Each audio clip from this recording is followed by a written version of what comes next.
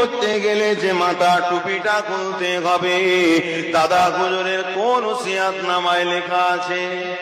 রাজনীতির ক্ষেত্রে বেগানা নারী নিয়ে ভোট প্রচার করা জায়েজ আছে।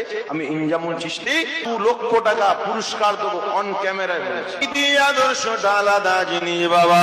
আমার নওশাদ ভাই দাদা হুজুরের একজন আওলাদা, তার মাথা থেকে টুপি পড়ে গিয়েছে আর রাস্তায় টেনে হিঁচড়ে নিয়ে যাচ্ছে বাবা।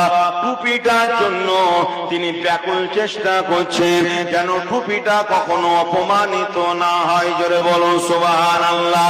আর একজন দাদা হুজুরের আওলাদ রাজনীতি করার জন্য, মানুষকে সেকুলারিজম দেখানোর জন্য ও পীরের আওলাদ এতদিন লম্বা লম্বা ওয়াজ করে করে বেড়াতো, রাজনীতির মাঠে নেমেছে আর মাথা টুপিটা খুলে গিয়েছে বাবা।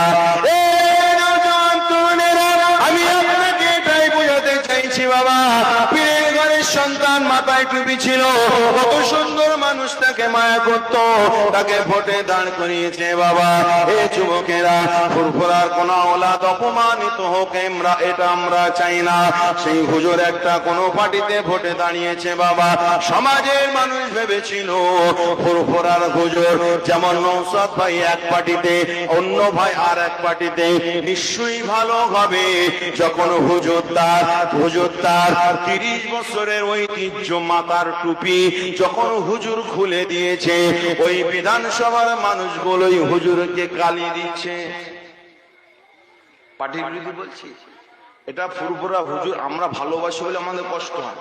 চুপ পরে চাই হাশিমি কুরাইশি বংশের লোক, তুমি এতটা নিচু নেমে গেলে যে রাজনীতি করছো বলে মাথার টুপিটা খুলে দিতে হবে, রাজনীতি করছো বলে ক্যাপ টুপিটা পড়তে হবে আপনাকে, তুমি তোমার নবীর সুন্নাতকে কুরবান করে দিচ্ছ, ধ্বংস হয়ে যাবে।